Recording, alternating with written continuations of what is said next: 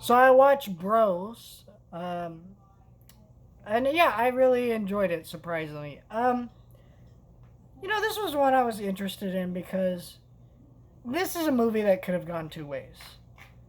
Basically, this could be the movie that I saw that I really enjoyed, or it could have been the stereotypical version of this movie, which is very flamboyant, flanderized versions of gay people that don't actually exist. It's it's very cliche, things like that. But no, I found this movie very refreshing. I'm not usually a fan of these Judd Apatow style comedies. Now, this is not made by Judd Apatow or directed by him or whatever.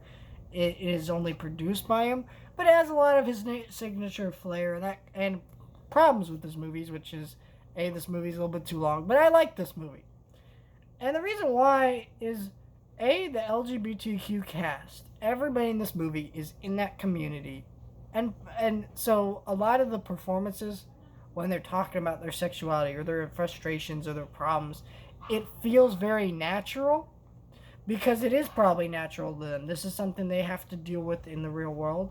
It's something that they, you know, struggle with or whatever, or don't struggle with or whatever. And, it did teach me things about the LGBTQ community I didn't know, even though I tend to be a great advocate and supporter of that community when I can be. Um, I also consider myself part of it, being a pansexual, asexual guy.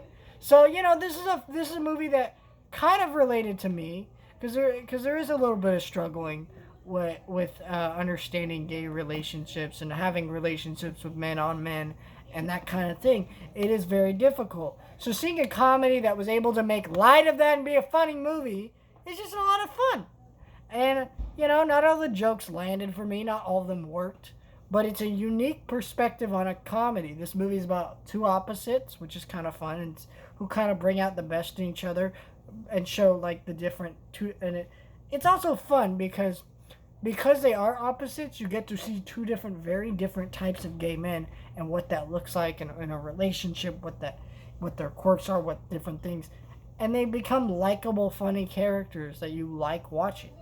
And it's a cute love story about two men, and I think there's definitely going to be bigoted people who will have a problem with this, or even just people who are just not interested in it because they're not of that sexuality. That's fair.